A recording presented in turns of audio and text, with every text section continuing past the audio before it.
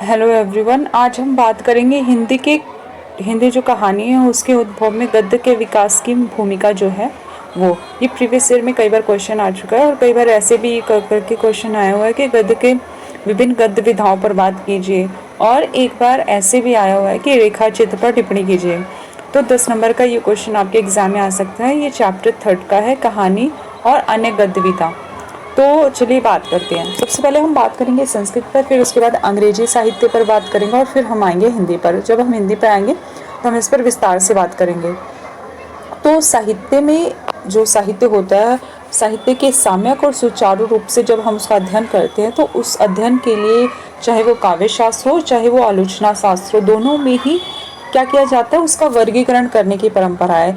यानी कि कुछ भी किसी भी चीज़ को आप बहुत ज़्यादा विस्तार से अध्ययन करना चाहते हो तो उसको डिफरेंट पार्ट्स में डिवाइड कर दो, और ऐसा ही किया जाता है। चाहे वो साहित्य शास्त्र हो या विश्व की किसी भी भाषा को ले लो, उसमें जब अध्ययन किया जाता है तो उसको विभिन्न प्रकार से विभाजित किया जाता है।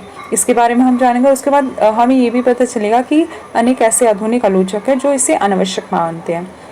चलिए स्टार्ट करते हैं। साहित्य के साम्यक और सुचारू रूप के से जो अध्ययन होता है के लिए काव्य शास्त्र या आलोचना शास्त्र द्वारा इसका वर्गीकरण परंपरा से होता आया है। संस्कृत जो साहित्य में श्रव्य काव्य, दृश्य काव्य, महाकाव्य, प्रबंध काव्य, मुक्तक काव्य, रूपक और उसके अनेक भेद, गद्य काव्य उसके अनेक भेद में जैसे गद्य काव्य हो गया, चंपू काव्य आदि इसके उदाहरण हैं। तो चंपू काव्य मतलब होता है जहाँ पे गद्य और पद्य दोनों काव्य का मिश्रण होता है, उसे चंपू काव्य कहा जाता है। तो संस्कृत में हम इतने विभिन्न प्रकार के क्या है काव्य रूपों को देखते हैं, जिसमें हमने बात की प्रबंध काव्य, महाकाव्य, दृश्य काव्य आदि। इसी तरह अंग्रेजी में भी साहित्य में एपिक होता है, लिरिक होता है, ड्रामा होता है, नॉवेल होता है, शॉर्ट स्टोरी जो चैप्टर 2 में हम ऑलरेडी पढ़ चुके हैं, शॉर्ट स्टोरी आदि विभाजित किए गए हैं। और ऐसा कहा जाता है कि दुनिया की प्रायः सभी भाषाओं में इस प्रकार के विभाजन साहित्य के अध्ययन की सुविधा के निमित्त प्रचलित है। यानी कि साहित्य का अध्ययन करना है तो उसके अध्ययन के लिए ऐसा किया जाता है और ये प्रचलित है, ठीक है।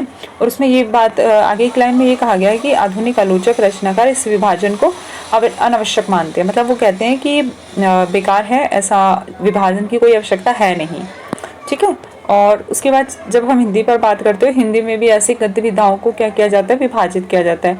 जैसे उपन्यास और कहानी होता है, ठीक है। उपन्यास अलग है, कहानी अलग है। और प्रीवियस ईयर में एक बार क्वेश्चन भी आया, उपन्यास और कहानी में अंतर बताओ। या फिर कहानी, नाटक हो गए, रेखा चित्र हो गए, संस्मरण, ललित निबंध आदि गद्य विधाओं में अंतर होता है। कुछ प्रतिभाशाली लेखक विधाओं के इस भेद को नहीं स्वीकारते हैं ना, स्वीकार नहीं करते हैं। उनका रचना स्तर पर कौशल सम्मिश्रण होता है, पर इस सम्मिश्रण का भी अनुशंसन करने के लिए विधाओं की अलग अलग पहचान जरूरी है। बिना इस पहचान के विधाओं के एक दूसरे के क्षेत्र में आवाजाही का कौशल नहीं समझा जा सकता। अतः हम इस बात का प्रयास करेंगे कि गद्य विधाओं के आपसी जो भेद हैं को स्पष्टता के साथ समझा जाए।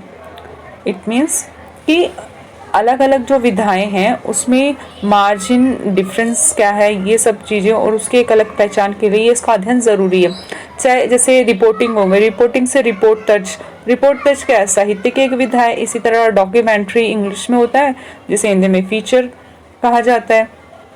तो इस पर हम बात करेंगे जो शायद आपने पहले कभी ना पढ़ा हो, ठीक है। तो सबसे पहले हम उपन्यास पे आते हैं। उपन्यास पर थोड़ा सी बात करेंगे हम। उपन्यास एक ऐसी विधा होती है जिसकी कोई अपनी सीमा नहीं होती, कोई सर्वमान्य कि हाँ मतलब इसमें 50,000 शब्दों से ज़्यादा नहीं होना चाहिए, इतनी बड़ी नोवेल होनी चाहिए, इतने शब्द होने चाहिए, ऐसा कोई सीमा है नहीं। कितनी भी बड़ी नोवेल हो सकती है ना बेसिकली। और इसमें क्या होता है, इसमें तरह इसकी कोई स्थूल परिभाषा नहीं होती है। और उपन्यास जो होते हैं कल्पनाओं पर आधारित हो सकते हैं, यथार्थ पर हो सकते हैं, लेकिन ज़्यादातर कल्पना प्रसूत पर यथार्थ संसार होता है इसका जो विषय होता है। और ये बड़े आकार की रचना होती है, ये आप सभी को पता है। बाकी और इसमें लिखने लायक कुछ नहीं है। हम आगे बढ़ते हैं। इसी तरह कहानी पर बात करेंगे। तो कहानी के स्वरूप का विवेचन हम ऑलरेडी चैप्टर 2 में कर चुके हैं, उस पर विस्तार से पढ़ चुके हैं।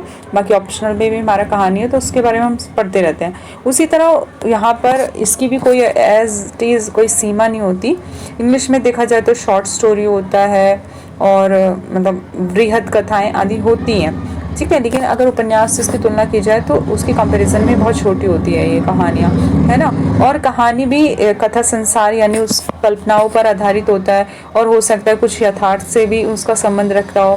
पर उपन्यास के अपेक्षा कहानी का जो आकार होता है बहुत छोटा होता है और उसका संसार भी मतलब इसका जो कथा संसार होता है वो जीवन के किसी एक अंश को लेकर लिखी गई कोई कहानी पर आधारित होता है। नाटक की बात की जाए तो नाटक गद्य और पद्य दोनों में अलग अलग और मिश्रित रूप में भी रचित होता है। यह संसार की सारी समृद्ध भाषाओं में अत्यंत प्राचीन और समृद्ध वैविध्यपूर्ण विधा है। भारत में भी दृश्य काव्य की परंपरा बहुत प्राचीन, समृद्ध, वैविध्यपूर्ण है। इसकी मुख्य पहचान यह है कि यह संवादों में रचित होता है, यानी नाटक आप पढ़ेंगे तो उसमें डायलॉग्स होते हैं। रंग निर्देश इसकी अपनी खास पहचान है, यानी कि एक स्टेज होता है और रंगमंच के माध्यम से यहाँ पे जो कलाकार होते हैं उसके पहनावे से, लाइटनिंग से ये काफ़ी मैटर करता है। ये नाटक की अपनी एक स्पेशलिटी है, ठीक है। और ये जो नाटक होते हैं ऐतिहासिक भी हो सकते हैं, कल्पनाओं पर आधारित भी हो सकते हैं, वास्तविक घटनाओं पर भी हो सकते हैं और मिथ के भी हो सकते हैं। ये इसके विषय होते हैं, ठीक है। और जो इसके विषय होते हैं वो इन सभी पर आधारित हो सकते हैं, चाहे वो मिथ के, कई ज्यादा कथाओं पर भी आधारित नाटक हमें देखने को मिलते हैं। इसी प्रकार रेखाचित्र जो इंग्लिश के स्केच से बना हुआ है, और स्केच मूलतः चित्रकला का अंग है, यानी कि जैसे ड्राइंग में आप स्केच करते हैं, आप लाइन की जरूरत पड़ती है, उसी प्रकार साहित्य में भी क्या होता है कि आपको शब्दों की जरूरत पड़ती है।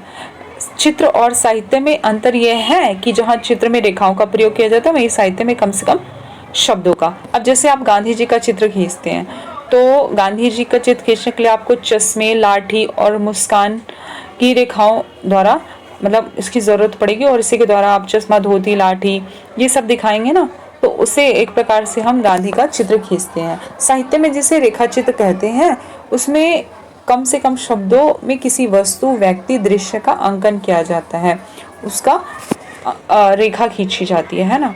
और रेखा चित्र में वर्णन की बहुलता, सजावटी और अलंकृत भाषा या शैली का चमत्कार अपेक्षाकृत नहीं होता है ना। रेखा चित्र में मतलब हम अपनी तरफ से काफी भाषा के माध्यम से या किसी विभिन्न प्रकार की स्पेशल शैली का प्रयोग करके सजावट अपनी तरफ से नहीं करते हैं, उसमें हूबहू शब्दों के माध्यम से उसका चित्र खींचा जाता है।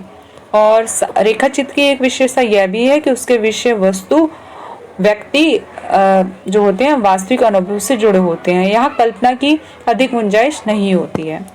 चलिए आगे बढ़ते हैं। अब इस पे हम आत्मकथा पर बात करते हैं। आत्मकथा क्या होती है?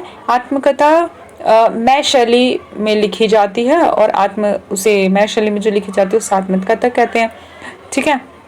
और आत्मकथा का सबसे बड़ा गुण ये है कि लेखक की ईमानदारी जो है वो सबसे ज्यादा मैटर करती है इसमें। वह ना तो अपने जीवन से संबंधित कोई तथ्य छुपाता है और ना ही उसकी बहुत ज्यादा प्रशंसा करता है, ठीक है। और आत्मकथा में सब कुछ तथ्य ही अपेक्षित है और कल्पना के लिए उसमें कोई जगह नहीं होती है। इसी तरह हम अब आगे बढ़ते हैं, संस्मरण पर बात करते हैं। संस्मरण यानी कि जैसे हमने कोई ट्रेवल किया और उसको याद कर फिर उस पर लिखना, वो संस्मरण होता है। वह साहित्य विधा है जिसमें लेखक अपने अनुभव जगत के किसी व्यक्ति, दृश्य, प्रसंग को संवेदनात्मक तीव्रता के साथ प्रस्तुत करता है। व्यापक रूप में ये आत्मचरित्र के अंतर्गत आता है। संस्मरण लेखक अपने निजी अनुभव को ही लिखित रूप देता है और कल्पना के लिए उसमें कोई गुंजाइश नहीं होती है, ठीक है। और इसी तरह ललित निबंध, जो ललित निबंध होते हैं वो चेतना की उन्मुक्त उड़ान की ललित शैली में अभिव्यक्ति को ललित निबंध कहा जाता है। इसमें विषय का कोई बंधन नहीं होता, ना ही उसकी कोई सीमा निर्धारित की गई है, सिर्फ 2 लाइनों में इसकी परिभाषा दी गई है। ललित निबंध निबंधों में ही एक प्रकार का निबंध होता है और इसमें क्या होता है, इसमें कोई किसी प्रकार को कोई बंधन नहीं होता और ना ही कोई सीमा देखने को मिलती है। इसी तरह हम फीचर पर बात करें तो फीचर जो है, फीचर के लिए हिंदी में कोई सटीक पर्याय नहीं है इसका, और हिंदी में यह विधा भी एक नई ही है। और ये इसको इंग्लिश में मतलब डॉक्यूमेंट्री कहते हैं और यथा तथ्य जो सूचनाओं पर आधारित होता है ये। जैसे हमें किसी पर डॉक्यूमेंट्री बनानी है तो हम क्या करेंगे कि जो भी जैसा भी वो घटनाक्रम होता है उसको वैसा उस सूचना के रूप में उसमें हम प्रस्तुत करते हैं उसको, है ना। और फीचर नाम मतलब डॉक्यूमेंट्री का ही अनुवाद है। और हिंदी में भी जब आकाशवाणी के माध्यम से ऐसे कार्यक्रम जैसे स्वाधीनता दिवस, रविंद्र दिवस या फिर प्रसाद जयंती आदि की आवश्यकता पड़ी तो बीबीसी के अनुकरण पर रेडियो फीचर तैयार और प्रसारित किए जाने लगे। किसी भी उस पर जैसे कोई भी घटना हो गई तो उस पर डॉक्यूमेंट्री तैयार की जाती है।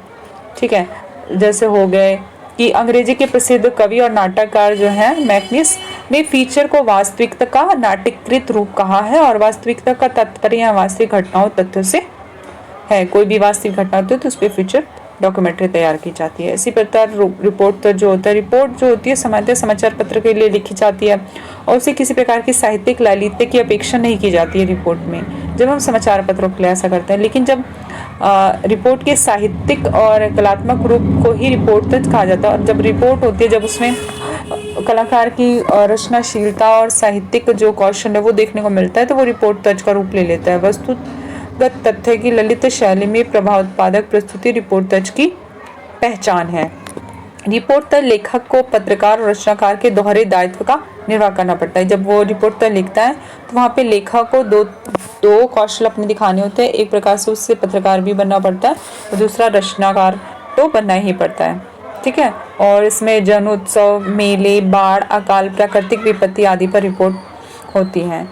तो हिंदी में जैसे 1943 के बंगाल के अकाल और 1971 के बांग्लादेश मुक्ति संग्राम के समय रिपोर्ट तक लिखे गए, उन्हें साहित्यिक मान्यता प्राप्त हुई। तो इस प्रकार हमने इस टॉपिक को कवर कर लिया है। आप एग्जाम के लिए इसे प्रिपेयर कर लें, आप इसे छोटा कर लेना क्योंकि एग्जाम में सिर्फ 10 नंबर का ये आएगा और बहुत ज़्यादा इंपॉर्टेंट है। प्रीवियस में 3-4 बार ये पूछा जा चुका है। इसी के साथ ये वीडियो खत्म होती है। Thank you so much. Please channel को सब्सक्राइब करें so that we can provide you more video. Thank you for watching.